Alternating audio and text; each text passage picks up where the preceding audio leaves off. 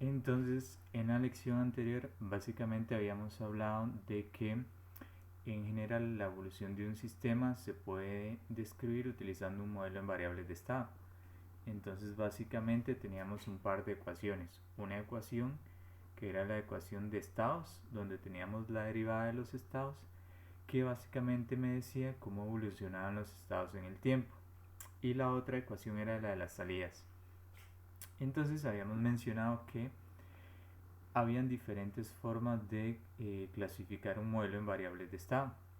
Y por ejemplo, con base en la estructura de ese modelo o con la forma de esa ecuación, podíamos decir si el modelo en variables de estado era lineal o no era lineal, ¿verdad? Si yo, por ejemplo, tenía en estas ecuaciones la multiplicación de dos estados o la multiplicación de un estado por una entrada, entonces el sistema era no lineal.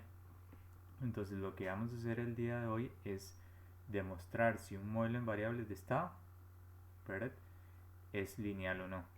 Entonces, si ustedes recuerdan, básicamente un modelo en variables de estado estaba formado por estas dos ecuaciones que acabo de seleccionar: x punto, la ecuación de estados, cómo evolucionan los estados en función del tiempo. Recordamos que x punto es la derivada del estado, es una relación de cambio, y y igual a g. Esa sería la ecuación de las salidas. Entonces, hoy lo que vamos a hacer es demostrar si un modelo en variables de estado es lineal o no lo es, ¿verdad? Entonces, eso a su vez implica que el sistema puede o no ser lineal, ¿verdad? Si tengo un sistema lineal, entonces el modelo en variables de estado es lineal. Si el sistema es no lineal, el modelo en variables de estado asociados es no lineal. Entonces, para demostrar eso, vamos a ver un par de conceptos. Entonces, hay dos condiciones que se tienen que cumplir para poder definir si un sistema es lineal o no. Entonces, si un sistema es lineal, tiene que cumplir esta propiedad, que es la de superposición. Entonces, básicamente, si observamos el ejemplo, tenemos un circuito con dos fuentes de tensión DC, tenemos una resistencia con un valor de 1 ohm, y por ese circuito viene una corriente IR en rojo, ¿verdad? De ahí cuesta un poco verla, pero es IR. Y entonces uno podría calcular cuál es el valor de esa corriente. En este caso IR sería igual a 8 voltios entre 1 ohm, y eso es equivalente a 8 amperios, como estoy señalando acá con el mouse, ¿verdad? Ahí tendríamos 8 amperios. Entonces, ¿qué es lo que dice el principio de superposición? Lo que dice es que yo esa corriente total IR que pasa por la resistencia de 1 ohm podría calcularla considerando solamente el efecto de cada una de las entradas. Entonces vean que aquí lo que hice fue separar mi circuito en dos circuitos, y en cada circuito lo que considero es solo una fuente, ¿verdad? Aquí considero 5 voltios y aquí abajo considero 3 voltios. Entonces, ¿cuál es la corriente? En el caso de arriba, cuando alimento el sistema con 5 voltios, la corriente que pasa es una corriente de 5 amperios, ¿verdad? Y si analizo el circuito de abajo, la corriente que pasa es de 3 amperios, una corriente I2 de 3 amperios. Entonces vean que si yo sumo I1 e I2, eso me daría 8 amperios, que sería la corriente total que está pasando por la resistencia de 1 ohm. Entonces, ¿qué es lo que decía el principio de superposición? Que la señal que pasa por un elemento X, ¿verdad? En este caso la resistencia, es equivalente a considerar la suma de los aportes cuando considero cada entrada de manera individual, ¿verdad? Eso es lo que me dice el principio de superposición, que puedo considerar los aportes sobre esa corriente de manera individual y luego sumarlos y obtener el resultado total. Y el otro principio que cumplen los sistemas que son lineales es el principio de homogeneidad. Entonces, ¿qué es lo que me dice el principio de homogeneidad? Pues básicamente vean que aquí tengo un circuito con una fuente de 5 voltios, una resistencia de 1 ohm, y entonces yo puedo calcular la corriente que viene por esa resistencia. Es una corriente de 5 amperes. Entonces, ¿qué es lo que me dice el principio de homogeneidad? Ok, defina un número A que es real, por ejemplo A igual 2, y entonces multiplique la tensión de entrada o la entrada de su sistema por 2. Entonces, si yo multiplico la tensión de entrada por 2 y vuelvo a calcular la corriente que pasa por la resistencia, resulta que ahora la corriente es 10 amperes. Es decir, ¿qué fue lo que pasó? Ok, que como yo amplifiqué la entrada por un factor de 2, entonces la corriente que viene por la resistencia se está amplificando también en un factor de 2. Entonces, eso es lo que me dice la propiedad de homogeneidad. Entonces, si un sistema cumple ambas condiciones, se puede decir que el sistema es lineal. Entonces, volviendo acá, básicamente la primera línea, voy a seleccionarla acá, lo que me dice es que yo puedo definir un nuevo estado x sub c evaluado ante sub 0, es decir, un nuevo estado inicial a partir de ¿qué? De otros dos estados iniciales, xa ante sub 0, un estado inicial, pero multiplicado por un número real a, y a partir de otro estado x inicial, voy a seleccionarlo aquí, xb ante sub 0, multiplicado por un número real b. Entonces, ¿qué es lo que hice? Definí un nuevo estado inicial a partir de dos estados iniciales, xa y xb.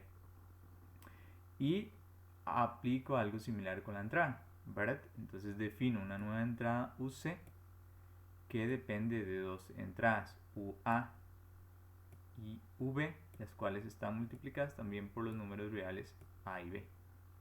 ¿Verdad? Donde esa entrada, muy importante, está definida a partir del instante t sub 0, a partir del instante en el cual yo conozco el estado inicial de mi sistema. Es decir, ok, yo tengo un sistema, mi sistema tiene una condición inicial y a partir de ese instante de tiempo yo voy a aplicar una entrada. Entonces yo quiero ver cómo evoluciona mi sistema cuando empieza a actuar esa entrada. Por eso tiene que estar definida a partir de t sub 0, a partir de la condición inicial. Y entonces, ¿qué es lo que dice el teorema? Okay, que la salida y sub c básicamente es igual a la suma de ambas salidas, de y sub a y de y sub b, multiplicadas por los números reales a y b. Es decir, aquí básicamente lo que estamos aplicando son las dos propiedades anteriores que vimos, la propiedad de superposición y la propiedad de homogeneidad. Entonces es lo que vamos a hacer ahorita. Vamos a ver un ejemplo para demostrar, ¿verdad?, que si yo tengo un modelo de variables de estado formadas por estas funciones f y g, recordemos que aquí el color negrita indica que son vectores, ¿verdad?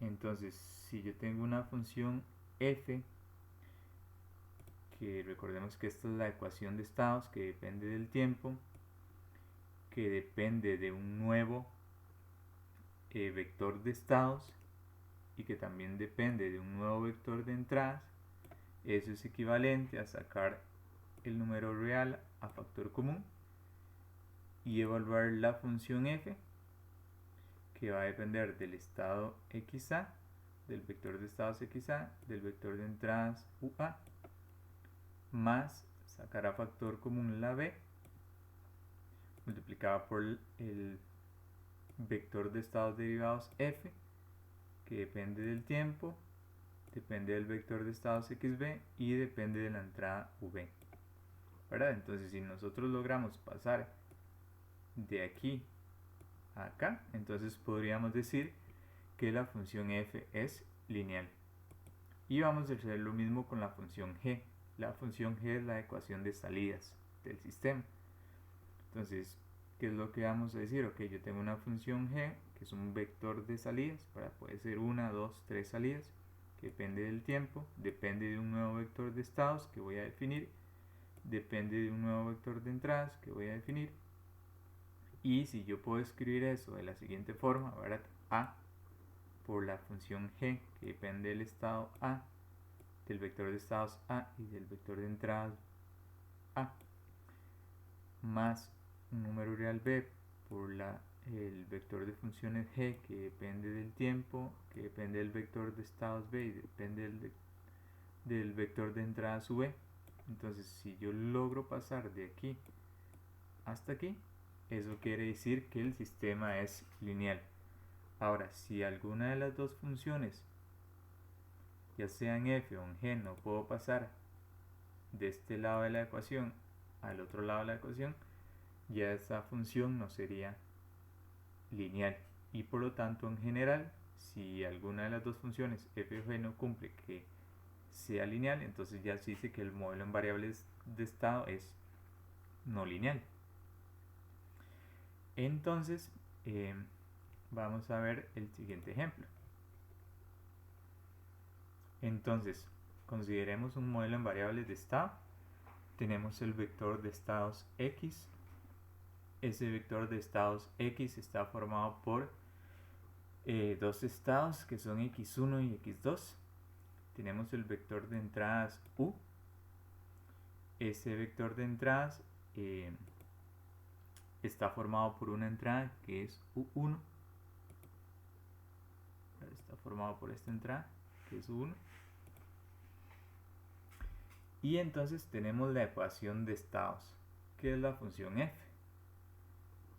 Y esa función f, ¿verdad?, que depende de los estados x, que depende de la entrada u, está definida así, ¿verdad?, como x2 más 3u1 y 5x1 más 2x2 más 4u1. Es decir, ¿qué es lo que tenemos aquí? Una función f que tiene dos entradas, ¿verdad? Tiene dos entradas y por lo tanto podríamos decir que esa función f tiene interiormente dos ecuaciones de estado, ¿verdad? Esta sería una ecuación y esta sería la otra. Y entonces luego tenemos la ecuación de salidas g, ¿verdad?, que depende del tiempo, depende del vector de estados x, también depende del vector de entradas u. Y ese es igual a 5x1 más 2x2. Vean que aquí no necesariamente tiene que estar la entrada, ¿verdad? Aquí la función g solo depende de los estados de x1 y de x2. Y vean que este es un vector de dimensiones 1 por 1, es decir, solamente tenemos una salida. Mi sistema solamente tiene una salida. Entonces, ¿qué es lo que vamos a hacer? Lo que vamos a hacer es, como queremos demostrar o queremos determinar si el modelo en variables de estado formado por las funciones f y g es lineal, lo que tenemos que aplicar son los principios de superposición y homogeneidad y verificar si se cumplen o no. Entonces, lo que vamos a hacer es definir estados y entradas arbitrarias. Entonces, ¿qué es lo que voy a hacer? Voy a definir un estado xa. ¿Cómo hago yo para definir ese estado arbitrario xa? Ok, lo que hago es revisar cuántos estados tienen mi modelo en variables de estado.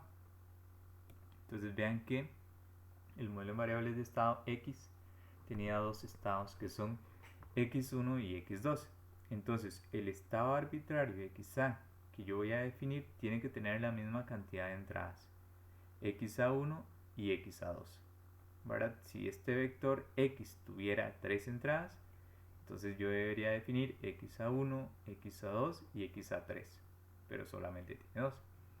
Ahora, como yo voy a verificar el principio de superposición, entonces yo necesito definir dos estados arbitrarios para poder aplicar ese principio. Entonces, por consiguiente, también defino el vector de estados xb. Y nuevamente, como mi vector de estados original x tenía dos entradas, que eran x1 y x2, o dos estados, por así decirlo, ¿verdad? Es un vector 2 por 1. Entonces xb también tiene que tener dos entradas, xb1 y xb2. Y ahora me toca definir las entradas. que también van a ser arbitrarias. Entonces yo defino el vector de entradas UA. Vean que solamente tiene un elemento, que es UA1. ¿Y por qué solo un elemento? Porque la entrada de mi sistema, vean que solamente tenía un elemento, U1. Si este vector U tuviera más entradas, digamos U1, U2, U3, por ejemplo, 3 entradas, entonces UA también debería tener 3 entradas, UA1, UA2, UA3, pero en este caso solamente tiene 1. Y nuevamente, como yo quiero aplicar el principio de superposición, entonces necesito definir otra entrada arbitraria, que sería V. Y también solamente tiene un elemento, V1. Entonces, ¿qué es lo otro que tengo que definir? Pues también, como tengo que aplicar el principio de homogeneidad, tengo que definir un par de números reales, A y B. Entonces, ¿qué es lo que voy a hacer? Lo que voy a hacer es crear un nuevo estado. Y ese nuevo estado lo que va a contemplar es ambos principios. Principio de homogeneidad, vean que estoy multiplicando por A y por B. Y el principio de superposición, vean que estoy sumando. Entonces yo defino mi nuevo estado, que sería A por XA más B por XB. Y eso es igual a A. Esto de aquí sería XA, según la definición que yo hice. ¿Verdad? La definición estaría por acá. Esto es XA más B por XB, donde XB es esto. ¿Verdad? Y entonces cuando yo hago esa operación matemática, entonces yo llego a este resultado. Este nuevo resultado encerrado en ese cuadro lo que representa es mi nuevo vector de estados. ¿Verdad? Tengo mi nuevo vector de estados. Y tengo que hacer exactamente lo mismo con la entrada. Entonces vean que defino la nueva entrada, que sería sería A por UA más B por V. Y de acuerdo con la asignación que yo hice, que está aquí encerrada en este cuadro, ¿verdad? Entonces yo tendría que mi nueva entrada es la siguiente: A por UA1 más B por V1. Entonces, ¿qué es lo que tengo? Ya tengo mi nuevo vector de estados, que sería este de acá, y tengo mi nuevo vector de entradas, que es este de acá. Y entonces, con mis nuevos vectores de estados y entradas, vuelvo a evaluar en las funciones originales, en las funciones f y g. ¿Y cuál es la función f original? Ven que la función f original, yo lo que tengo es x2 más 3u1. Entonces, ¿qué es lo que hago? Lo que debería tener es x2, ¿verdad? ¿De dónde tomo yo esto? Pues lo tomo de mi nuevo vector de estados. Recordemos que es x2, sería el estado 2. ¿Cuál es el estado 2? Sería la segunda fila de este nuevo vector de estados, que sería axa2 más bxb2 más 3 por y 3 por u1, ¿verdad? Es 3 por u1. Entonces, si voy a mi nuevo vector de entradas, u1, de hecho es la única entrada que tengo, entonces sería 3 por esto de acá, 3 por AUA1 más BV1. Y entonces así ya evalué la primera entrada del vector de funciones f. Pero todavía me falta la segunda entrada, que es esta que estoy señalando aquí. Entonces voy al modelo en variables de estado original. Entonces reviso la segunda entrada f, que es esta de acá. Entonces vean que tengo 5x1 más 2x2 más 4,1. Entonces 5 por ¿quién? Por el elemento 1 del nuevo vector de estados. ¿Cuál es el elemento 1 del nuevo vector de estados? Este de acá. AXA1 más BXB1 más 2 por el segundo elemento del nuevo vector de estados, que sería este de acá. AXA2 más BXB2 más 4 por U1, el elemento 1 del nuevo vector de entradas, que sería esto de acá, 4 por AUA1 más B por V1. Entonces ya aquí evalué mi nuevo vector de estados y mi nuevo vector de entradas en la función f. Ahora, ¿qué es lo que tengo que hacer para verificar si f es lineal o no es lineal? Entonces lo que tengo que hacer es, como lo indiqué aquí, agrupar términos con a y con b. Entonces lo que hago es sacar de cada una de las líneas o de cada una de las filas de f la a y la b a factor común. Entonces aquí saqué la a factor común, ¿verdad? Saqué la b a factor común. En la segunda fila saqué la a factor común, saqué la b a factor común. Ahí en sus casas pueden hacer el ejercicio para que lo verifiquen con detalle. Y entonces, ¿qué es lo que podemos concluir? Que en este caso yo puedo expresar la función f como a por f de t, que depende del tiempo, de xa y ua.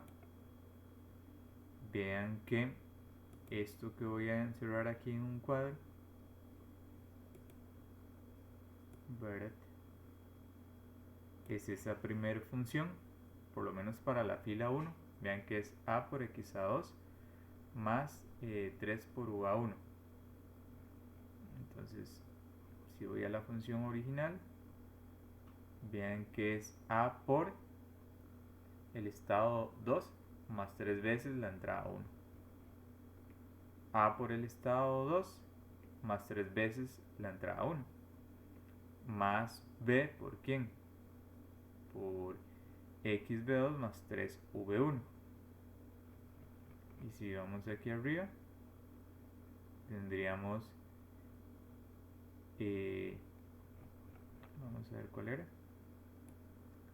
teníamos b por xb2, el estado 2, más 3 por la entrada 1. Y la función f, ¿verdad?, lo que tenemos es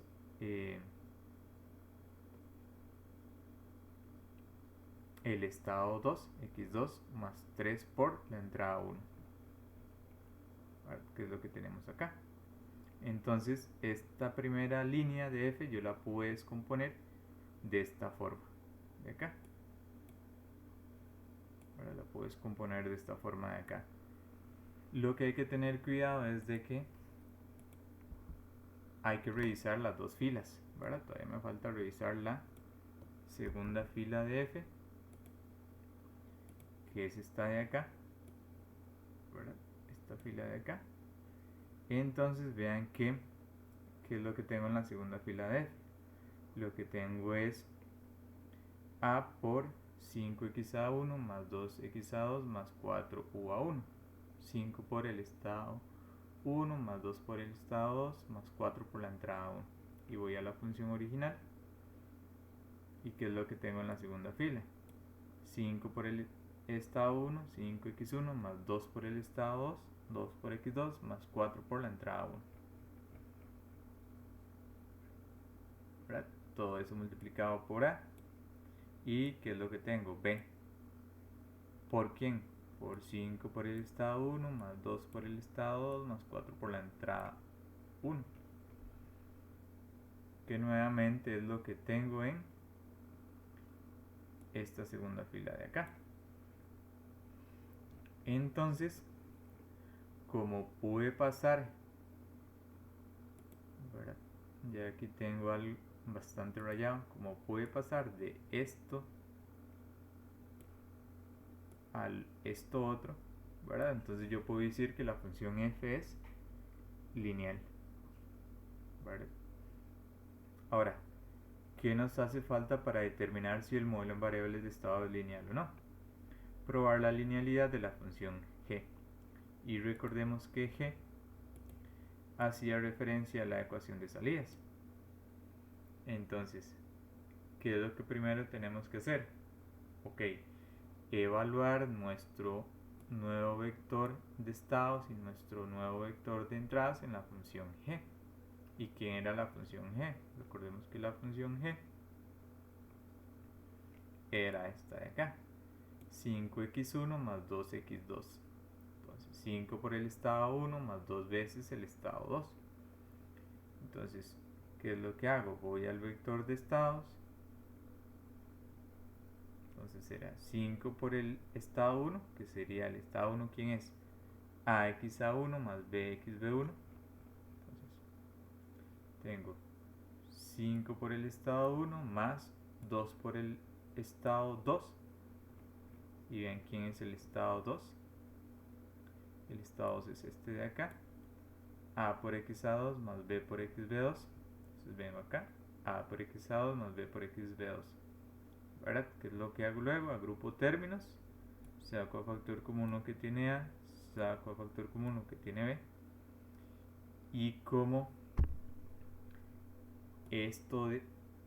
y como lo que voy a encerrar. ¿Verdad? Voy a encerrarlo por acá.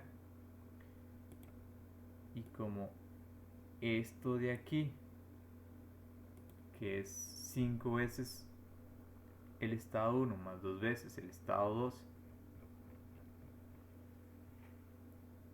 representa esto de acá, 5 veces el estado 1 más 2 veces el estado 2. Entonces yo puedo decir que esto encerrado en el cuadro es idéntico a esto de acá. Y como aquí tengo 5 por el estado 1 más 2 por el estado 2, entonces yo puedo decir que eso es equivalente a esto de acá. Y por lo tanto yo puedo concluir que lo que tengo en este cuadro, 5xb1 más 2xb2, es igual a esto de acá. Entonces, como se cumple que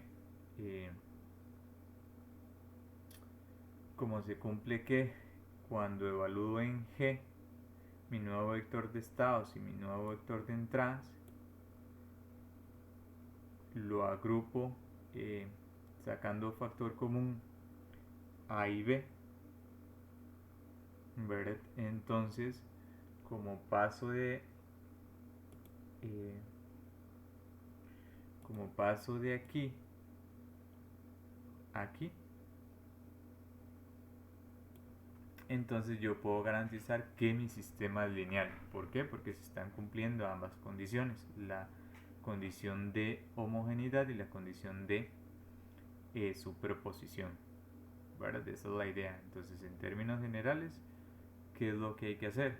Lo que hay que hacer es definir un nuevo vector de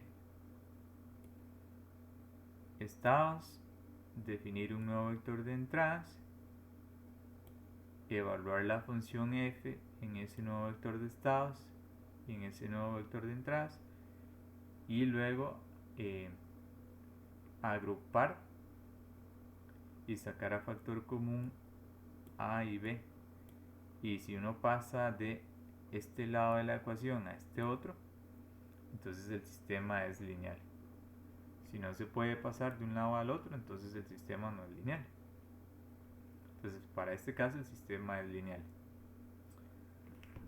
Ahora, si observamos el siguiente ejemplo, que es un ejemplo un poquito más complicado, vean que en este caso tenemos un modelo en variables de estado donde el vector de estados x tiene tres estados, x1, x2, x3. El vector de entradas u tiene dos entradas que son u1 y u2. La función f, que es la ecuación de estados, tiene tres estados, ¿verdad? El primer estado, que es x1 más la función f, ¿verdad? Que es la ecuación de estados, está asociada a tres estados, ¿verdad? Que son x1 más 2u1, 5x2 más 2u2 y seno de x1 más x2. Recordemos que f lo que tiene son los estados derivados, es decir, tiene x1 punto, tiene x2 punto y x3 punto, ¿verdad? Por eso hay 3 entradas en este vector. Y luego tenemos la función de salidas g, la salida de mi sistema, que también depende de x, el vector de estados depende del vector de entradas u, y que se define así: 2x1 más x3 más u2. Entonces, este es el modelo en variables de estado, ¿verdad? Formado por las funciones f y por la función g. Entonces, si yo quiero demostrar que el sistema es lineal, lo que tengo que hacer primero es definir los estados y entradas arbitrarias. Entonces, como hay que aplicar el principio de superposición, yo necesito definir dos estados arbitrarios, xa y xb.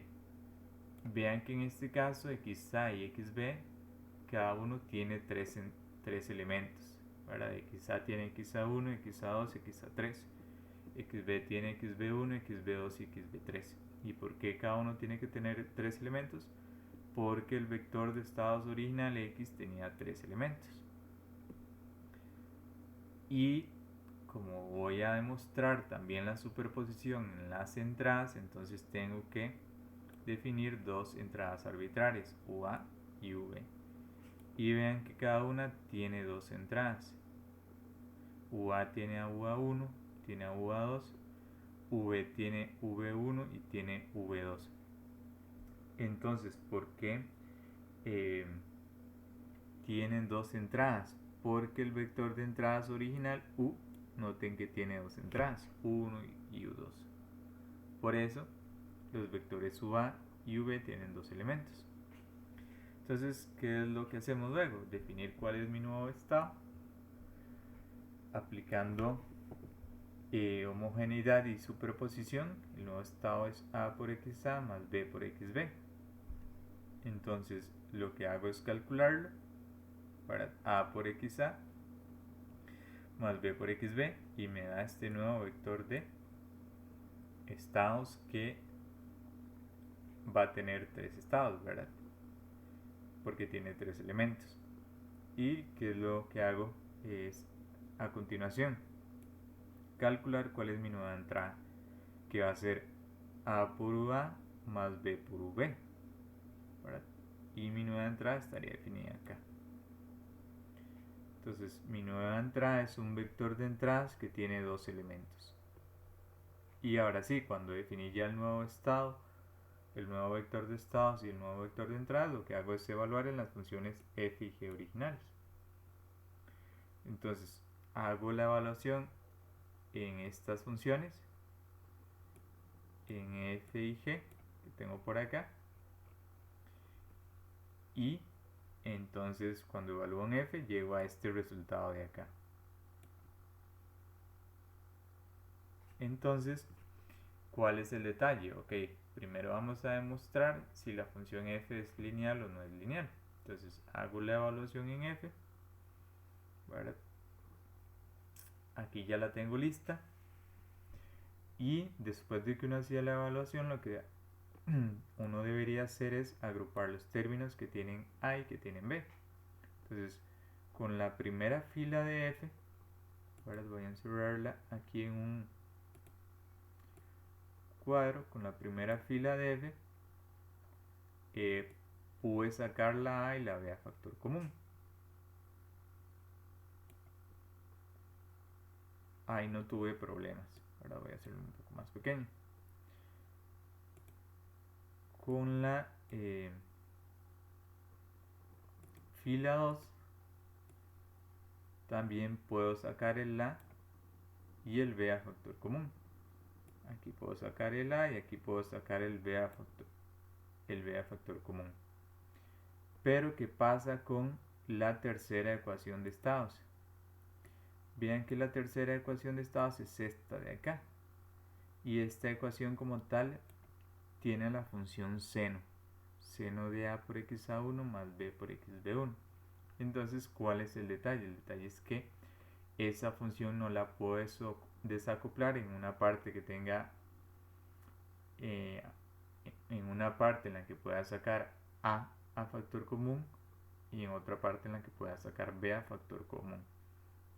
Entonces, ¿qué es lo que puedo concluir? Como no puedo hacer ese desacople, lo que puedo concluir es que el sistema ya es no lineal, ¿verdad? Ya es no lineal porque la función seno no la puedo separar en dos partes, una que dependa de a y otra que dependa de b. Entonces, por consiguiente,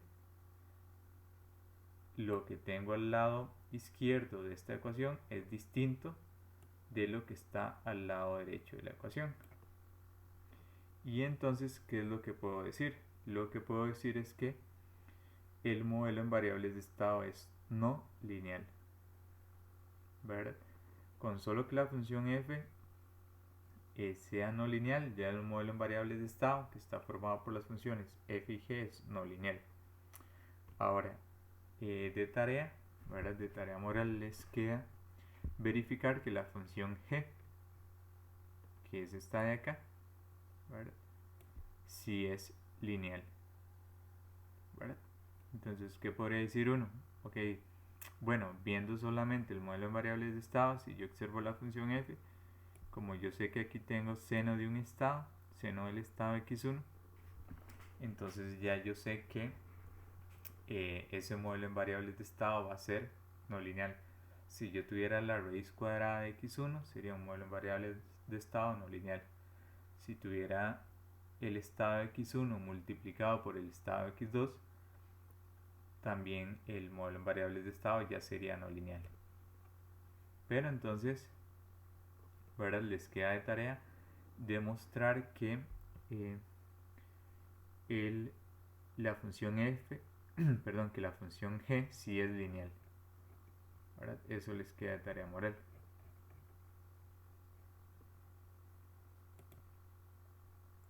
Entonces, siempre que un sistema sea lineal, siempre, entonces el modelo en variables de estado se puede escribir de esta forma, de forma matricial. Entonces,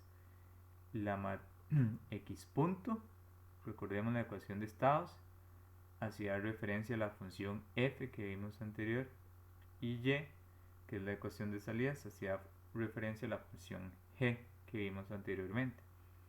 Entonces, siempre que el sistema sea lineal, lo podemos escribir de esta forma. De hecho, más adelante vamos a ver cómo pasar de un sistema que es no lineal a un sistema que sí es lineal. Entonces, en este cuadro en rojo podemos notar que tenemos cuatro matrices: la matriz A, la matriz B, la matriz C y la matriz D, ¿verdad? Entonces, cada una de esas matrices tiene unas determinadas dimensiones.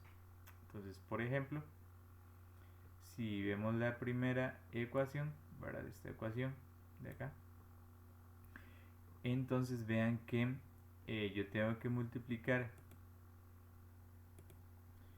la matriz A por el vector de estados X. Entonces es lo que tengo aquí. Tengo la matriz A.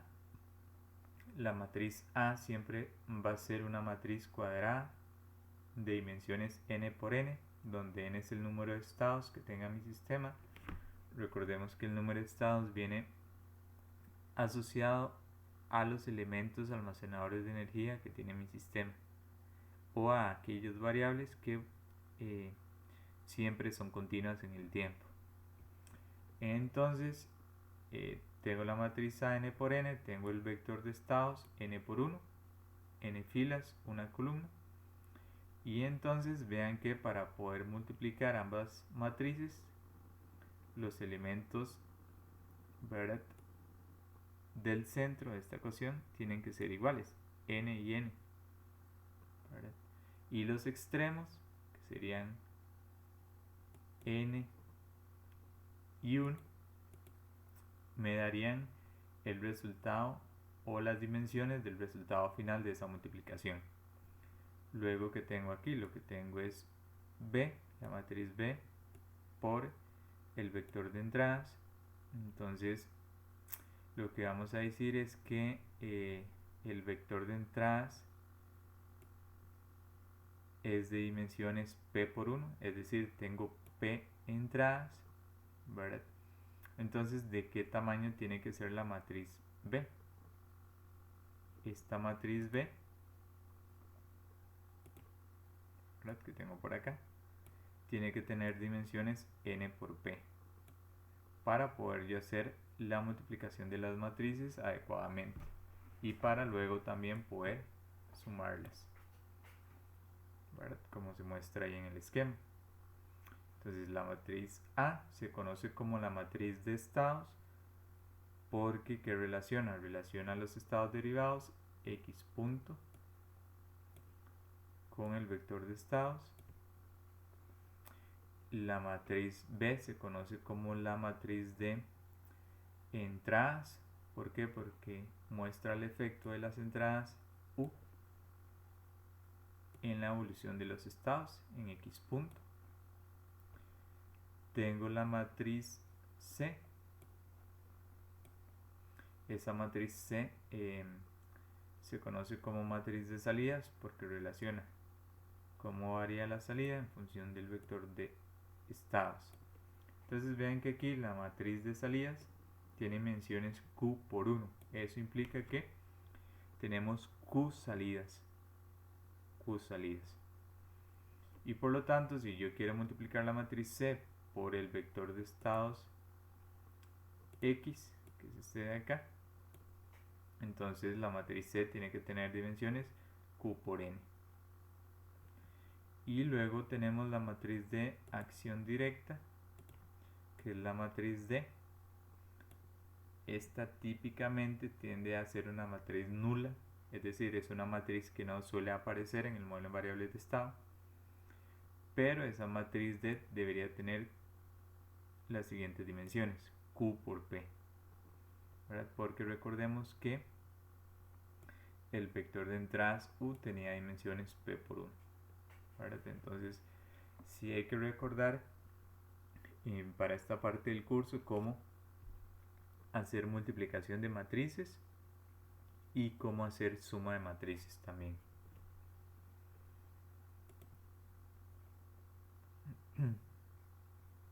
Entonces, si observamos aquí, podemos notar que las matrices A, C, B y D, ¿verdad?, todas estas matrices están en función del tiempo. ¿Qué implica eso? Lo que implica es que los parámetros del modelo en variables de estado dependen del tiempo, ¿verdad? Pero como les había comentado anteriormente, lo más típico es considerar que los parámetros de mi sistema, como yo no los analizo en un tiempo determinado, esos parámetros para efectos de diseño de un sistema de control no van a variar tanto, por ejemplo, de un día a otro, como para decir que el modelo que hallé en mi sistema en un instante de tiempo ya no va a funcionar al día siguiente, ¿verdad? Como son lapsos de tiempo cortos, se supone que los parámetros del sistema no van a variar tanto. Entonces, para hablar un poco de la invariabilidad con el tiempo, entonces tenemos el siguiente ejemplo. Entonces básicamente tenemos un circuito RC, tenemos dos fuentes de tensión que alimentan a ese circuito, una de 5 voltios, una de 10 voltios. Tenemos un switch que puede conmutar entre las posiciones 1 y 2. La 2 sería esta de acá, que estoy marcando. Y entonces resulta que en t igual 0 el switch está en 1. Entonces, como el switch está en 1, ¿qué es lo que pasa? Lo que pasa es que el capacitor C se va a cargar a la tensión de la fuente. Entonces, en esta gráfica, ¿verdad?, de acá, podemos ver cómo varía la tensión VC. Entonces dice aquí que a los 10 segundos, ¿verdad?, el capacitor se cargó a una tensión de 5 voltios. Pero resulta que en t igual 10 segundos, este switch pasó a la posición 2. Entonces, ahora quien alimenta mi sistema es una tensión de 10 voltios. Entonces, ¿qué es lo que va a pasar? Lo que va a pasar es que el capacitor se va a cargar hasta llegar a 10 voltios. Entonces, ¿qué es lo que vamos a decir? Lo que vamos a decir es que mi sistema está en un estado inicial x01, que es el estado del sistema evaluado en un tiempo t sub 0. Ese t sub 0 para efectos nuestros es 10 segundos. Entonces, ¿cuál es el detalle? El detalle es que yo podría hablar de otro estado x02 que es básicamente equivalente a decir que, ok, mi estado inicial son 5 voltios, pero ahora el cambio del switch no lo voy a aplicar en 10 segundos, sino que lo voy a aplicar en un tiempo t después. ¿Verdad? Por eso aquí tengo un estado x02 que es igual a un tiempo t sub 0, que sería 10 más un t. Es decir, ya no lo voy a aplicar en 10 segundos, lo voy a aplicar un tiempo t después, lo voy a aplicar 20 segundos después. Entonces, si mi capacitor se cargó a 5 voltios en 10 segundos, si yo dejo que pasen 10 segundos adicionales, la tensión en mi capacitor debería mantenerse en 5 voltios. Si el sistema es invariante en el tiempo, ¿verdad? Si el sistema es invariante en el tiempo. Entonces, lo mismo pasa aquí con la entrada, ¿verdad? Aquí yo tenía una entrada U1 aplicada, ¿verdad? Era una entrada de 5 voltios, un valor de C. Y resulta que en t igual 10, ¿verdad? Yo lo que hice fue cambiar el valor de la entrada para que fueran 10 voltios. Está la entrada aplicada a este sistema RC. Entonces, ¿qué es lo que vamos a decir aquí? Ok, usted tiene una entrada U1, ¿verdad? Que está definida desde un tiempo inicial t sub 0, que sería 10 segundos, hasta un tiempo final que es t. Es decir, usted sabe cuál es el valor de la entrada aplicada a partir del estado inicial. ¿Y cuál era el estado inicial? Los 5 voltios. Entonces, ¿qué es lo que dice el principio de invariancia en el tiempo? Ok, si usted parte de este estado de 5 voltios y aplica una entrada U2, pero esta entrada ya no la aplica en 10 segundos, sino que la aplica dentro de unos 5 minutos, ¿verdad? Eso implicaría este más t. Entonces, si el sistema o si la entrada es invariante en el tiempo, ¿qué es lo que debería pasar? Que el valor de la entrada U1 de tau tiene que ser igual al valor de la entrada U2 de tau. U2 de tau más t.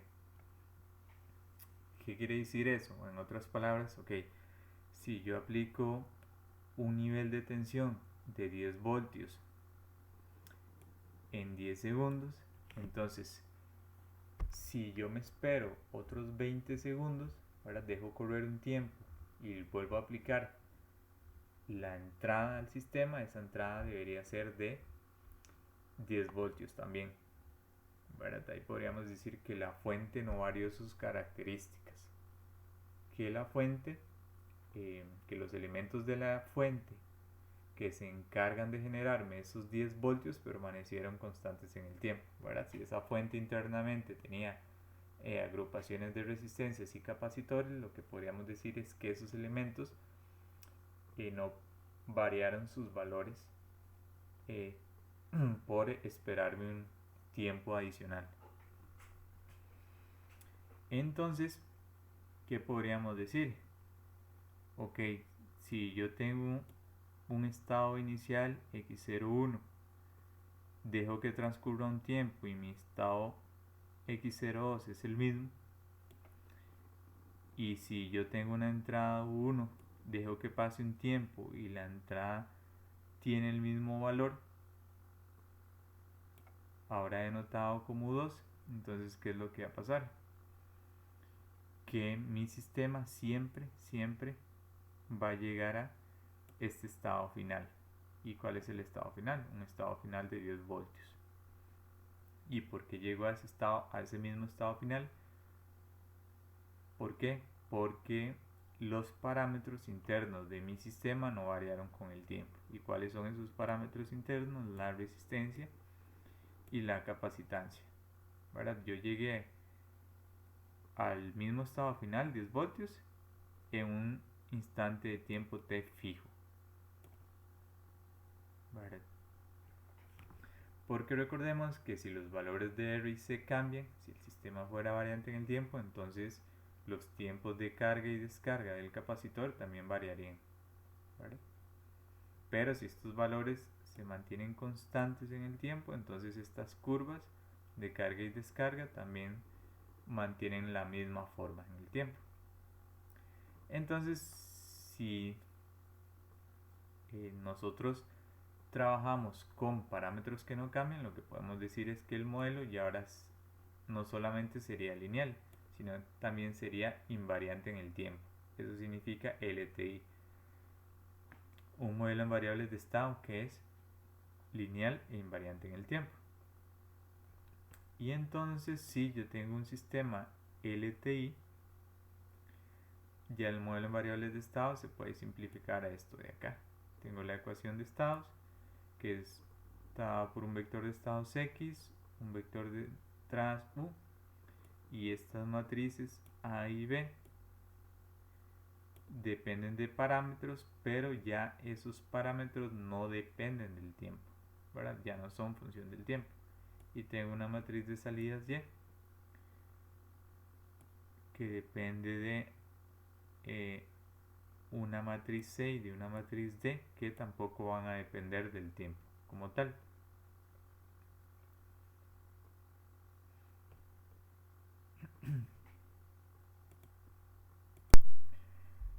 Entonces, ¿cuál es el detalle? El detalle es que la mayoría de sistemas reales son no lineales.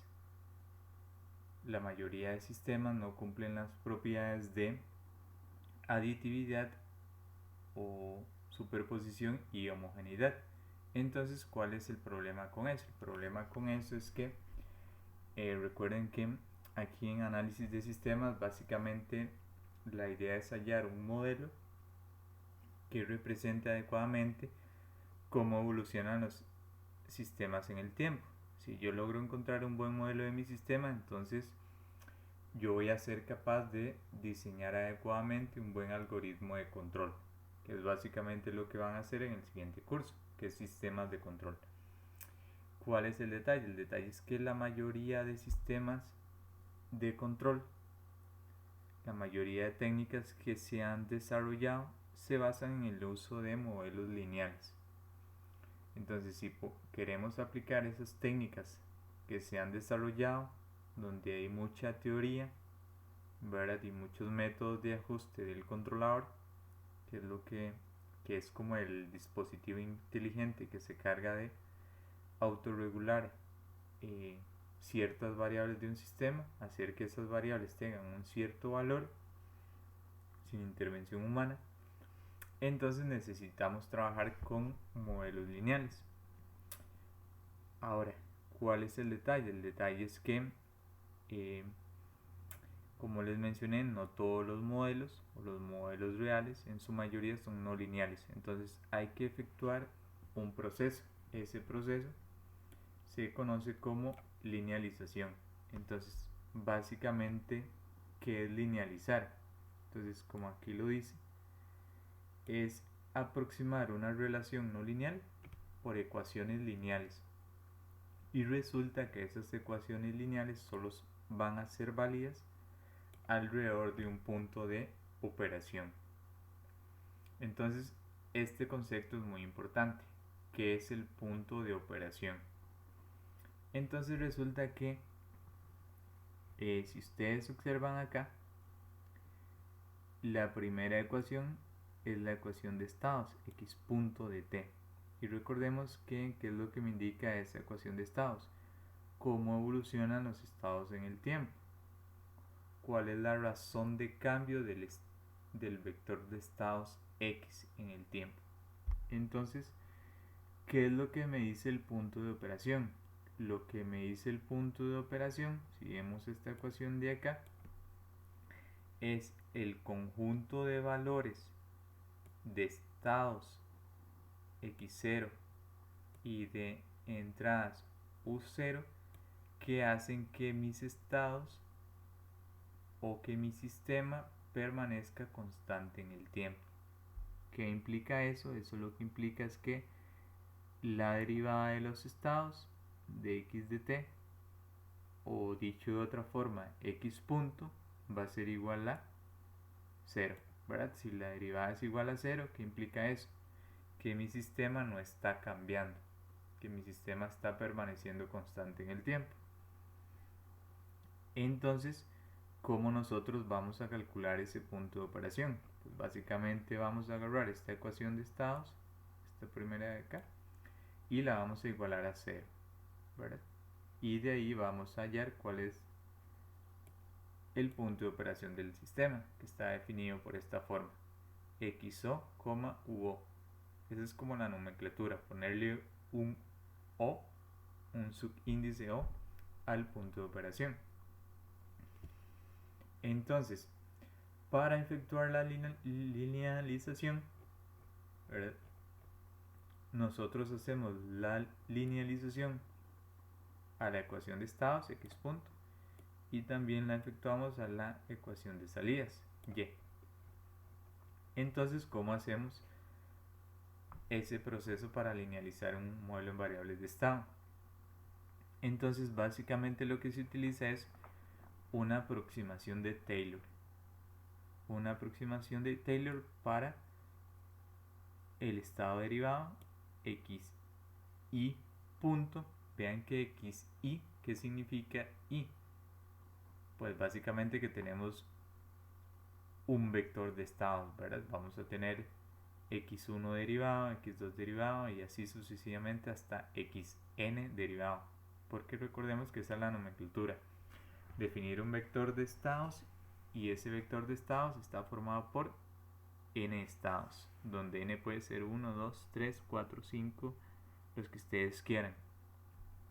Entonces yo tengo un conjunto de vector de estados derivados, y si yo aplico una aproximación en series de potencias, en series de Taylor, considerando aproximaciones de primer orden nada más, entonces yo llegaría a esto de acá, ¿verdad?, de esta ecuación de acá.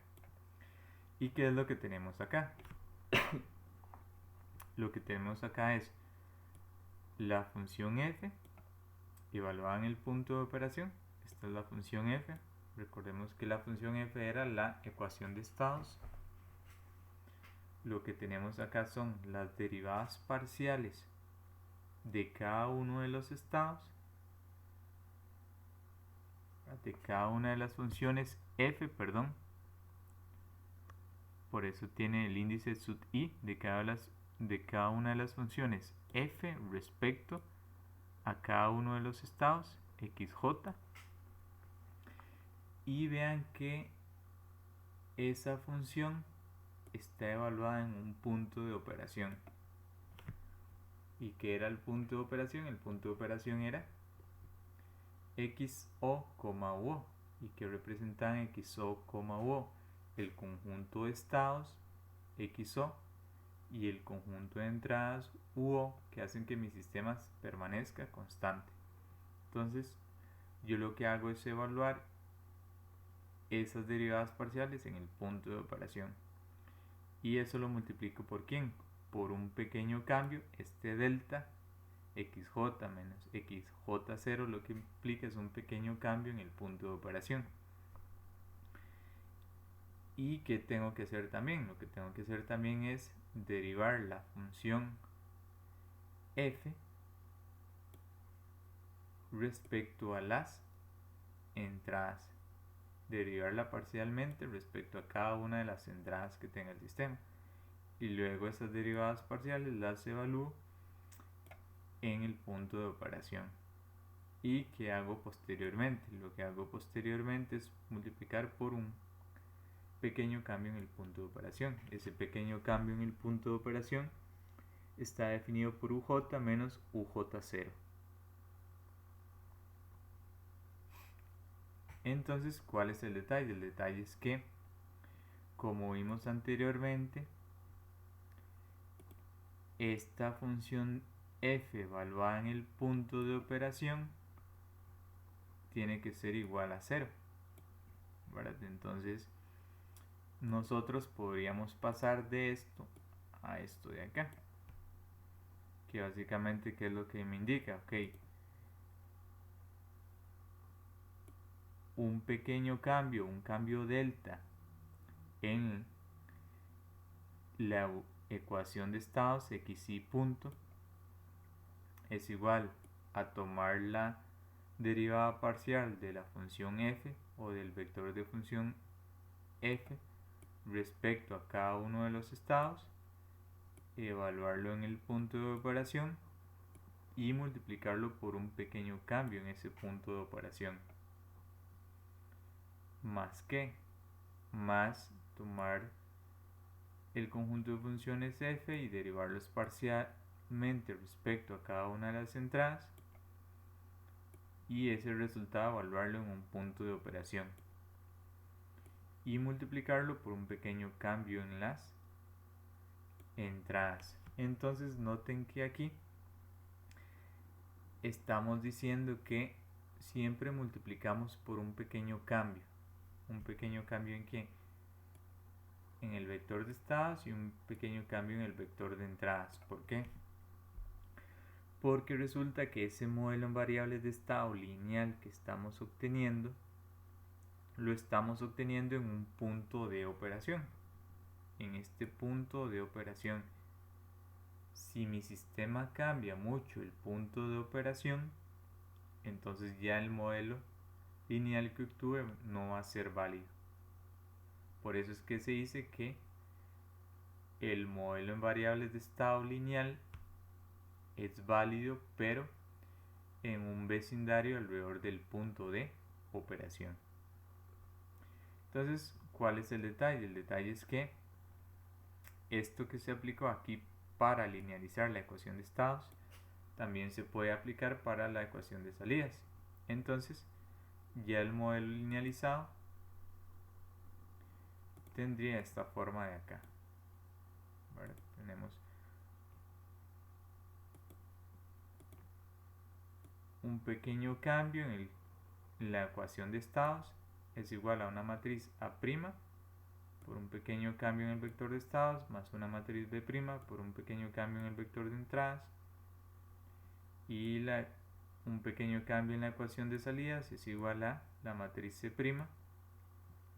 por un pequeño cambio en el vector de estados más la matriz D' por un pequeño cambio en el vector de entradas. Entonces, cuando uno ya tiene calculadas, si vuelvo acá, cuando uno ya tiene calculadas estas derivadas parciales, tanto de la función f como de la función g, uno puede expresarlas de forma matricial. Entonces, vean que aquí la matriz A, ¿qué es lo que tiene la matriz A? Vean que la primera fila contiene las derivadas parciales de f1 respecto a quiénes, respecto al estado x1, estado x2 y al estado xn.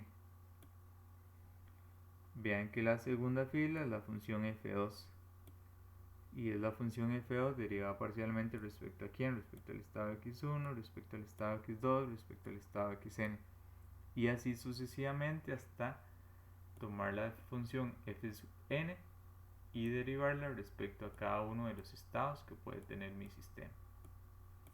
Eso es lo que forma la matriz A.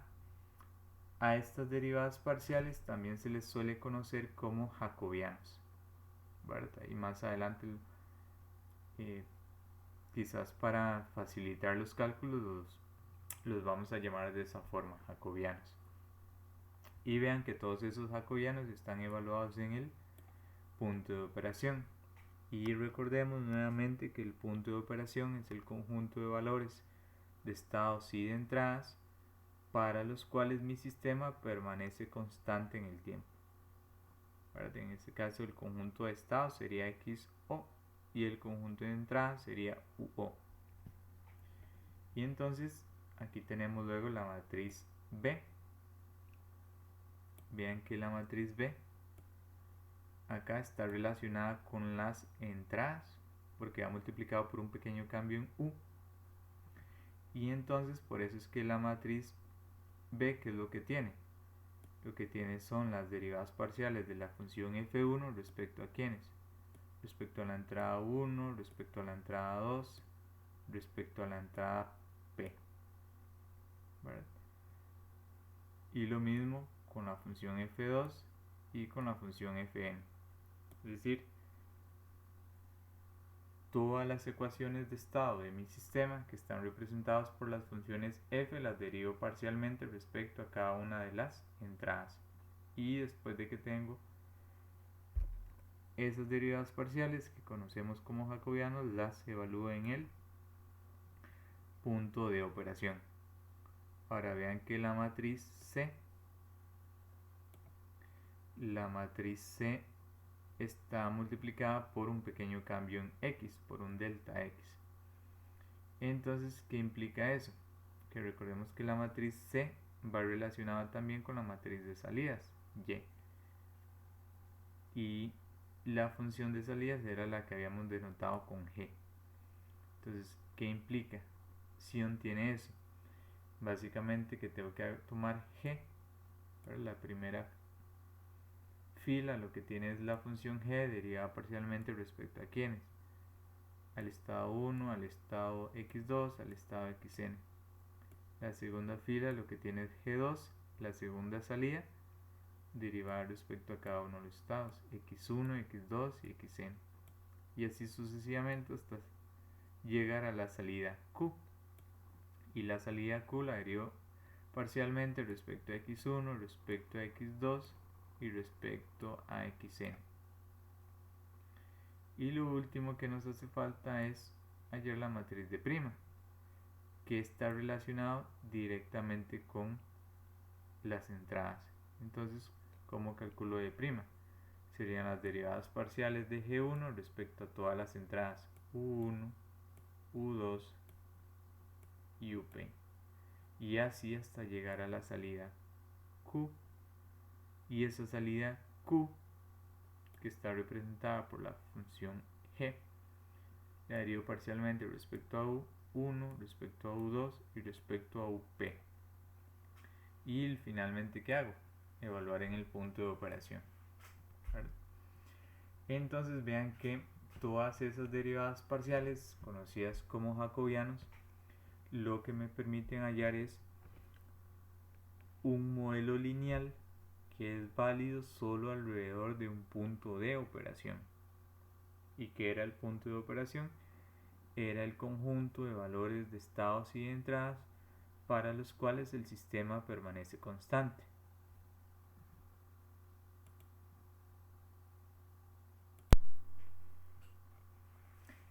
Entonces lo que vamos a hacer ahorita es estudiar estos conceptos de linealización, pero aplicados a un sistema hidráulico como el siguiente. Entonces vean que aquí tenemos un caudal de entrada que es Qin, tenemos un caudal de salida QS. Entonces, ¿qué es lo que pasa? Ok, tenemos que el nivel del tanque, que voy a llamar H, depende de qué, depende del caudal que entra al sistema Qin y depende del caudal que sale del sistema QS. Esto que se ve aquí es una válvula, ese es el símbolo de una válvula, y esa válvula como tal tiene asociada una resistencia hidráulica. Esta resistencia hidráulica vamos a ver cómo se calcula más adelante en el curso, ¿verdad? De momento lo que quiero mostrarles es el siguiente modelo. Entonces, ¿cuál es el vector de estados de este sistema? El vector de estados es X. Vean que el vector de estados es igual al nivel del tanque H. ¿Por qué el vector de estados es H? Porque recordemos que el vector de estados, o que para que una variable sea un estado no puede cambiar abruptamente, tiene que ser una función continua, y el nivel del tanque va variando continuamente, ¿verdad? No puede experimentar cambios abruptos, por eso es un estado. ¿Cuál es la entrada U? El vector de entradas U es el caudal de entrada, y la salida Y de mi sistema, recordemos que usualmente como salidas yo defino aquella variable que quiero estudiar. En este caso yo quiero estudiar cómo varía el nivel del tanque, y casualmente aquí el nivel del tanque también representa un estado del sistema. Entonces resulta que el modelo en variables de estado de este sistema dice lo siguiente: ok, tengo una función h punto, cómo varía el nivel del tanque en función del tiempo, que depende de qué, depende de A, que es el área transversal del tanque, depende de RH, que es la resistencia hidráulica de la válvula, depende de ρ, que es la densidad del líquido, depende de G, que es la gravedad, y vean que todos esos parámetros, con excepción de la gravedad, que para algunos sistemas podría ser una entrada al sistema, en este caso no lo es, vean que todos esos datos, ρ, G, A y RH, son parámetros del sistema y toman valores definidos. Pero vean que aquí tenemos H. H sí representa un estado del sistema. Entonces, ¿qué es lo que tenemos? Tenemos estados derivados en función de estados, que sería H, y en función de la entrada, que es Qin. Es decir, tenemos una ecuación de estados. Y luego la ecuación de salidas Y, que solamente depende del estado H. Entonces, ese es nuestro modelo en variables de estado. Entonces, aquí de tarea moral queda demostrar que el modelo en variables de estado es no lineal. ¿Y por qué podríamos decir que es no lineal? Porque vean que aquí tenemos la raíz cuadrada de h, y ya eso hace que el sistema sea no lineal. Entonces, ¿cuáles son los pasos para efectuar la linealización? Lo primero que tenemos que hacer es identificar las funciones f y g. Entonces, ¿quién era la función f? La función f estaba relacionada con la ecuación de estados. ¿Cómo evolucionan los estados? En función del tiempo. ¿Y quién entonces sería la función f? Sería h punto. ¿Cómo varía el nivel del tanque en función del tiempo? Entonces, ¿qué es lo que tengo? Que f sería esa función. ¿Y cuál sería la función g? La función g está relacionada con las salidas del sistema. Por lo tanto, la función g sería igual a h. Ok, ya tengo las funciones f y g identificadas. F, ecuación de estados, g, ecuación de salidas, y entonces lo que tengo que calcular ahora son los jacobianos de las funciones f y g. Y los jacobianos, recordemos que son las derivadas parciales. Entonces, vamos a calcular los jacobianos de f. Entonces recordemos que la función f tenemos que derivarla parcialmente respecto a todos los estados. Entonces, ¿cuántos estados tenemos en este caso? En este caso solamente tenemos un estado, que es el estado h. Entonces solamente tenemos que derivar f parcialmente respecto a ese estado, porque es el único. Si hubieran más estados, entonces tendríamos que derivar f parcialmente respecto a cada uno de esos estados. Pero en este caso solo hay un estado, que es h. Entonces, cuando calculo la derivada parcial, llego a este resultado. Muy importante aquí también repasar cómo derivar. Luego, una vez que ya calculé las derivadas parciales de f respecto a todos los estados, ahora lo que tengo que hacer es calcular las derivadas parciales de f, pero respecto a las entradas. Y en este caso solamente teníamos una entrada, que era Qin. Entonces derivo parcialmente f respecto a la entrada, ¿verdad? Y cuando derivo parcialmente solo me queda que 1 entre a, porque esto de aquí sería constante, porque no depende de Qin, y por lo tanto la derivada parcial de f respecto a Qin me da 1 entre a. Y ahora sí, una vez que ya tengo las derivadas parciales de f respecto a los estados y respecto a las entradas, ahora lo que hago es calcular la derivada parcial de g respecto a los estados. En este caso solo hay un estado, entonces derivo parcialmente g respecto al estado h y eso me da 1.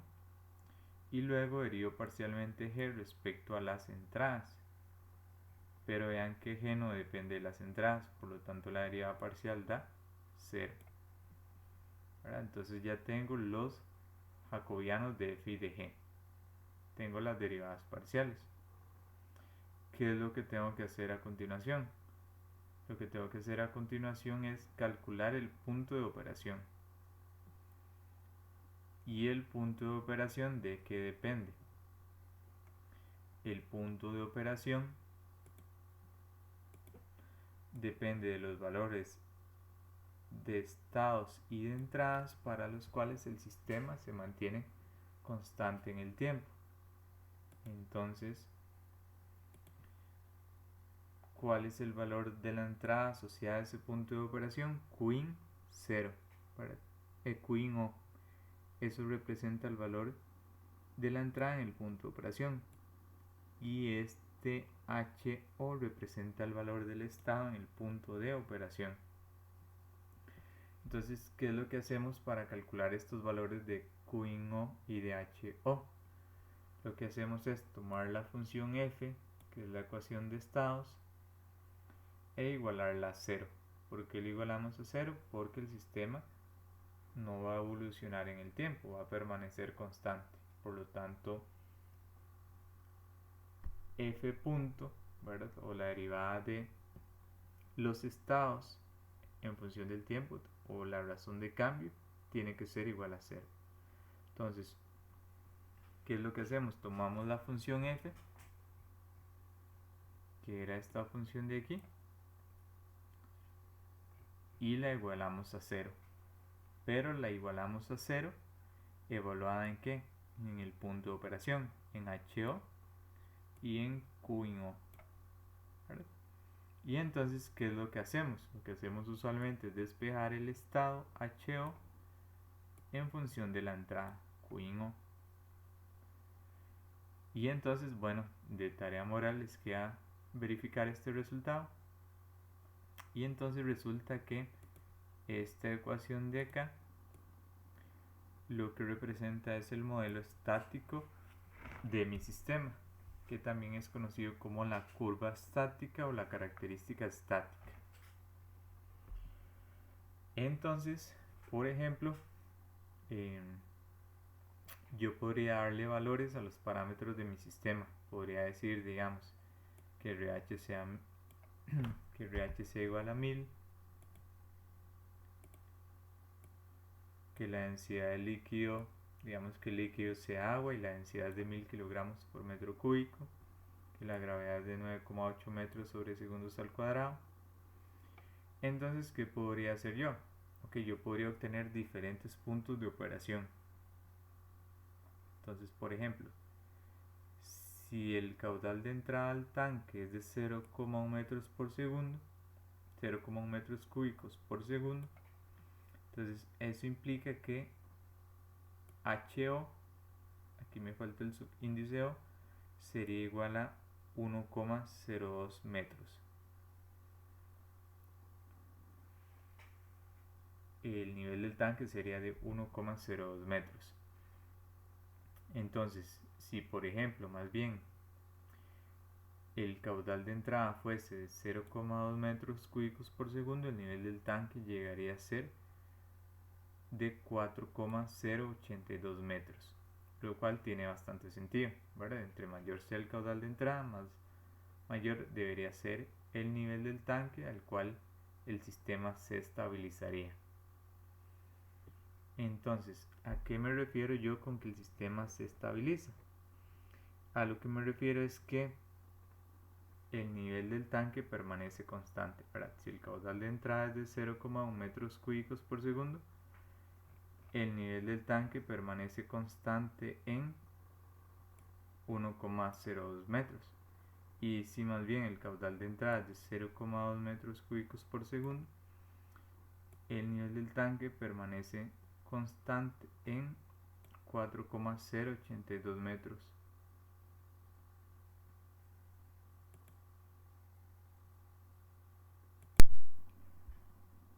Entonces, como les explicaba, esta ecuación de acá lo que representa es el modelo estático de mi sistema, es decir, para qué valores del caudal de entrada el nivel del tanque permanece constante en un valor HO. Entonces, esto de aquí yo podría graficarlo y obtener una curva como esta de acá, ¿verdad? Entonces vean que, por ejemplo, para un caudal de entrada de 0, el nivel del tanque sería 0, lo cual tiene mucho sentido, la gráfica empieza aquí. Conforme aumenta el caudal de entrada, el nivel del tanque comienza a subir. Entonces, esto de aquí representa un punto de operación de mi sistema. Pero vean que mi sistema puede estar en diferentes puntos de operación. Entonces, ¿a qué voy con eso? Que el modelo lineal que yo obtuve al calcular los jacobianos es solamente válido cuando yo estoy cerca del punto de operación donde yo obtuve ese modelo. Entonces, esta curva estática, ¿verdad? Ustedes podrían obtenerla, por ejemplo, en MATLAB, ¿verdad? Aquí yo escribí ese mismo ejemplo, ¿verdad? Definí cuáles eran los parámetros de mi sistema. Y entonces aquí básicamente con estos comandos de acá, entonces si yo le doy run acá, entonces básicamente en esta figura lo que muestro en el eje X es el caudal de entrada y en el eje Y cómo varía el nivel del tanque. Entonces, por ejemplo, ¿cuál podría ser un punto de operación?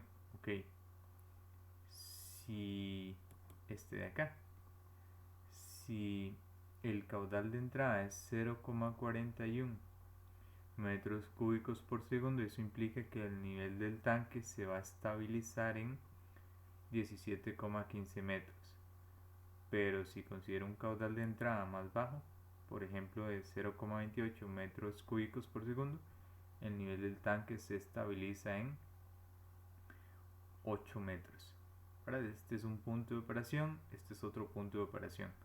Entonces, cuando yo linealizo, hay un modelo lineal para este punto de operación. Y si quiero hallar otro modelo lineal para este otro punto de operación, también puedo hacerlo.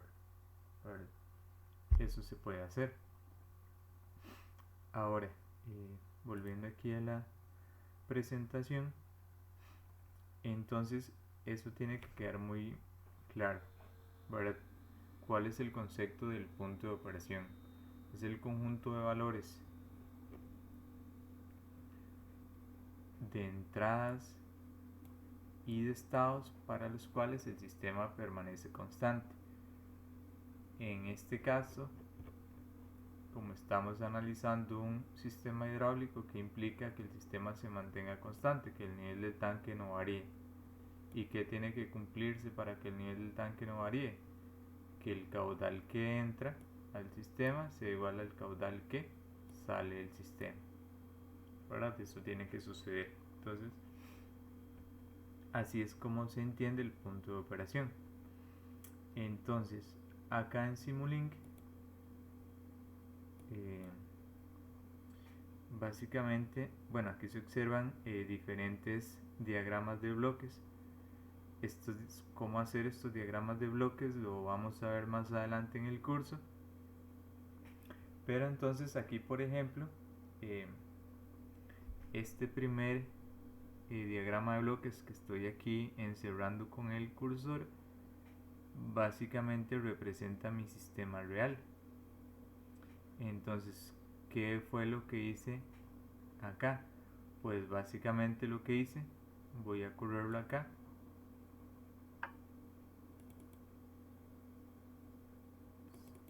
Voy a abrirlo acá en el scope.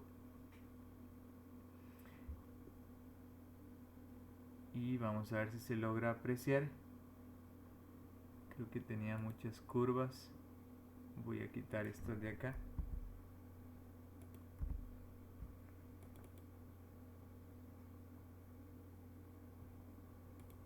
Vamos a correrlo nuevamente.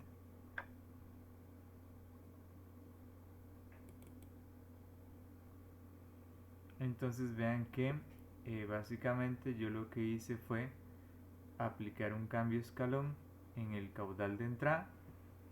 Ese cambio escalón está aplicado aquí en t igual 0. Entonces es esta gráfica amarilla. Vean que pasé de 0 a 0,1 metros cúbicos por segundo. Entonces cuando yo hice ese cambio en el caudal de entrada, pasar de 0 a 0,1 metros cúbicos por segundo, ¿qué fue lo que pasó con el nivel del tanque? El nivel del tanque, que es esta señal azul, se comenzó a crecer el nivel del tanque. Y cuando se estabilizó aquí como en un valor de 1.02 aproximadamente. Entonces si yo por ejemplo voy a esta figura, vean que en 0,1 metros perdón, en un caudal de 0,1 metros cúbicos por segundo, el nivel del tanque se estabiliza en 1,02 metros, que es lo que estamos viendo aquí en esta gráfica. Eso es lo que estamos viendo. Pero ¿qué fue lo que hice luego? Lo que hice luego fue, en un tiempo aquí aproximado a los 350 segundos, apliqué otro pequeño cambio en el caudal de entrada. Entonces ahora lo pasé de 0,10 metros cúbicos por segundo a 0,12 metros cúbicos por segundo. Entonces vean que el nivel del tanque comenzó a aumentar, comenzó a crecer, como se observa en la curva azul, hasta que llegó a un valor aproximado como de 1,43 por ahí metros. Entonces si yo voy aquí a la curva estática, entonces si yo tengo por aquí, este no era el punto que ocupaba, si yo tengo un caudal de entrada de 0,12 metros cúbicos por segundo, ¿qué implica eso? Que el nivel del tanque se va a estabilizar en 1,47 metros. Ese 1,47 metros es aproximadamente este valor final de la gráfica azul. Entonces vean que tiene bastante sentido. Ahora voy a cerrar esto por acá. Esta también. Aquí se puede observar otro diagrama de bloques. Y esto de acá es algo que estudiaron anteriormente en circuitos lineales 2, que se conocía como función de transferencia. Entonces básicamente, ¿qué era una función de transferencia? Una función de transferencia era algo, por así decirlo, más adelante lo veremos, que me relacionaba una entrada con una salida, y esta función de transferencia tenía ceros y polos y se expresaba en la frecuencia compleja S.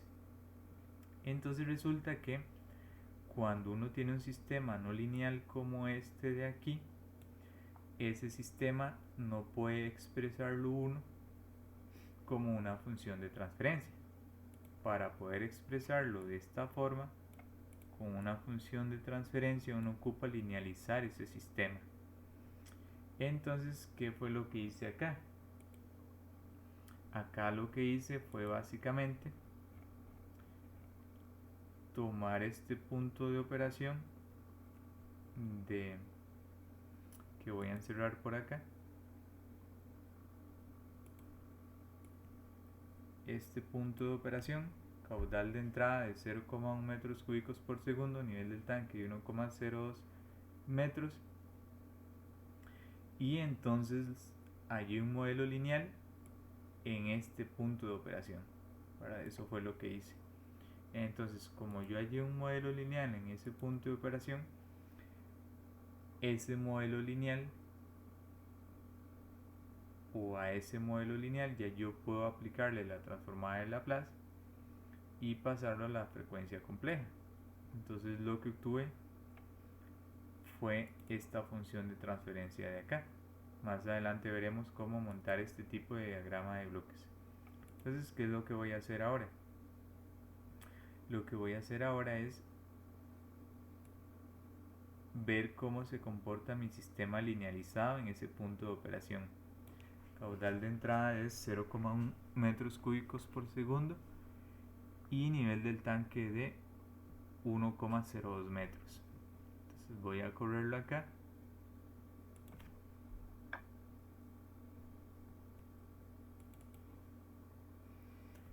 Y entonces vean que apareció otra curva. Esta es la curva roja.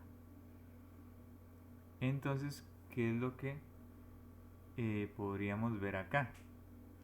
Vean que acá donde yo tengo el cursor, aquí está mi sistema real en 1 metro, donde el nivel del tanque está en 1 metro, el caudal de entrada está en 0,1 metros cúbicos por segundo. ¿Y qué fue lo que hice yo en este punto? Recordemos que ese punto fue el punto de operación de mi sistema. Entonces, cuando mi sistema estaba en este punto de operación, yo apliqué un pequeño cambio en la entrada. Y esta entrada, ese pequeño cambio en la entrada lo observamos en esta gráfica color amarillo. Entonces el caudal de entrada pasó de 0,1 metros cúbicos por segundo a 0,12 metros cúbicos por segundo. Entonces, ¿qué fue lo que pasó? Ok, en estado estacionario, antes de ese cambio en la entrada, el nivel del tanque estaba en 1 metro, como se observa en el cursor. Cuando yo apliqué ese cambio escalón en la entrada, ¿qué pasó con mi sistema real, con mi sistema no lineal? El nivel del tanque comenzó a crecer y se estabilizó en este valor, que era como 1,47 metros. Entonces, ¿qué es lo que representa esta otra curva roja? Lo que representa es el comportamiento de mi sistema linealizado. En este caso, de mi función de transferencia. ¿De dónde sale esta función de transferencia? Ok, sale de primero haber linealizado el sistema. ¿Y cómo lo linealicé? Ok, hallando las derivadas parciales del sistema, calculando los jacobianos, luego evaluando esos jacobianos en el punto de operación, ¿verdad? Una vez que ya tengo esos jacobianos en el punto de operación, ya tengo mi sistema linealizado y ese sistema está en el dominio del tiempo. Entonces yo le aplico Laplace y ya lo paso al dominio de la frecuencia compleja y a partir de ahí ya puedo obtener la función de transferencia. Entonces, aquí lo que estamos observando en estas dos gráficas es cómo se comporta el sistema cuando yo hago un pequeño cambio en la entrada. El caudal de entrada lo pasé de 0,1 metros cúbicos por segundo a 0,12 metros cúbicos por segundo. Entonces vean que si vemos la curva estática, creo que ya la si vemos nuevamente la curva estática, cuando yo paso de punto 1 en el caudal de entrada a punto 12, sería por acá, Básicamente yo estoy pasando de un punto de operación a otro punto de operación. ¿Cuál es el detalle? El detalle es que ambos puntos de operación están muy cercanos. Por lo tanto, vean que mi sistema real o no lineal, que es el azul, y el sistema linealizado, que es el rojo, responden muy parecidos. ¿Por qué? Porque mi sistema pasó de un punto de operación a otro punto de operación muy cercano. Entonces el modelo lineal que yo obtuve en un punto de operación es válido para aproximar el comportamiento del sistema real. Ahora la otra prueba que quiero que noten es, aquí abajo tengo un tercer diagrama de bloques, este de acá. Pero ¿qué fue lo que hice? Lo que hice fue, ok, aquí tengo mi sistema no lineal, mi sistema real, pero mi sistema está en otro punto de operación. Entonces, ok, ya recordé cuál era. Aquí básicamente voy a conectar esta salida por acá. Lo voy a correr de nuevo.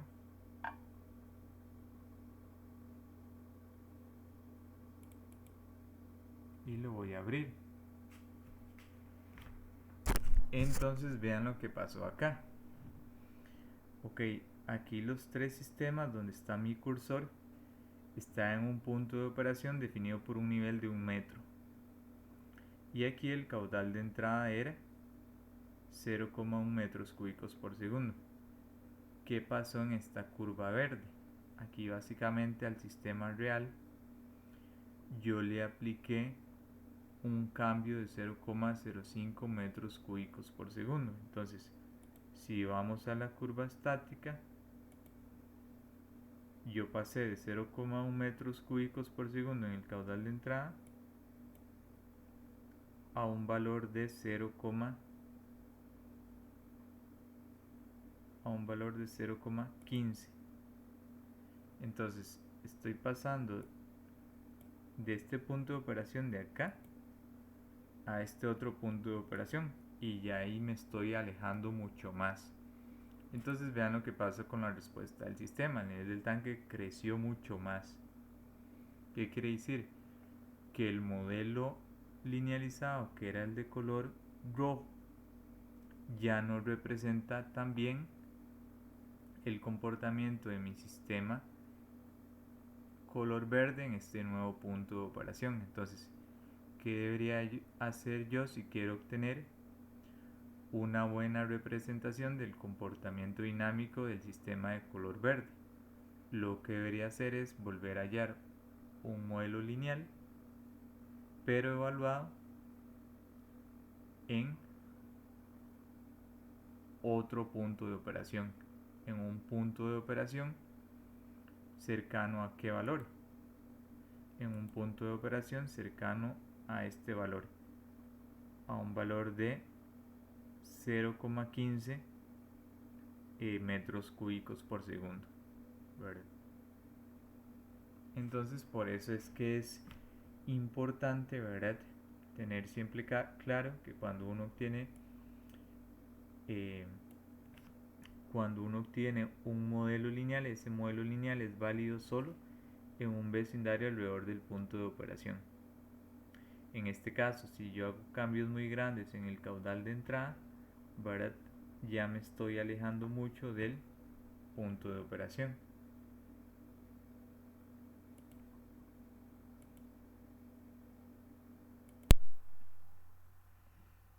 Entonces, retomando, ¿verdad?, aquí la gráfica azul representa el comportamiento de mi sistema, el comportamiento dinámico cuando yo paso de un punto de operación dado por un nivel de 1 metro hasta un nuevo punto de operación dado por un nivel de 1,46 metros aproximadamente, cuando el caudal de entrada pasó de 0,1 metros cúbicos por segundo a 0,12 metros cúbicos por segundo. La curva roja lo que representa es el comportamiento de mi de mi modelo linealizado. Entonces vean que el comportamiento de la gráfica azul y del rojo es prácticamente el mismo. ¿Eso que implica? Que el sistema real y el modelo linealizado obtenido en el punto de operación es bueno. ¿Y por qué es bueno? Porque si vamos nuevamente a la curva estática, ahora la curva estática la tenía por acá, estoy pasando de aquí, de 0,1 metros cúbicos por segundo en el caudal de entrada, 0,12. Entonces son dos puntos de operación que están muy cercanos entre sí. Ahora, ¿qué pasa acá? Esta gráfica verde lo que representa es mi sistema real, pero en este caso el caudal de entrada está pasando de 0,1 metros cúbicos por segundo a 0,15 metros cúbicos por segundo. Por lo tanto, el nivel del tanque está llegando aproximadamente a 2,25 metros, ¿verdad? Que es básicamente lo que podríamos ver acá. 0,15, 2,3 metros. Entonces, ¿cómo se comportaría mi sistema linealizado en ese punto de operación? Entonces, aquí tengo la función de transferencia. Más adelante veremos cómo hacer esto.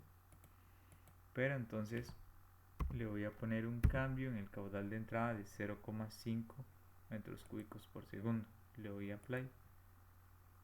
Lo vuelvo a correr. Y entonces podría observar estas curvas de acá. Vean que mi sistema real, que es el verde, y mi sistema linealizado, que es el rojo, se separan un poco más. ¿Por qué se da eso? Porque vean que yo estoy pasando de este punto de operación, estoy pasando de este punto de operación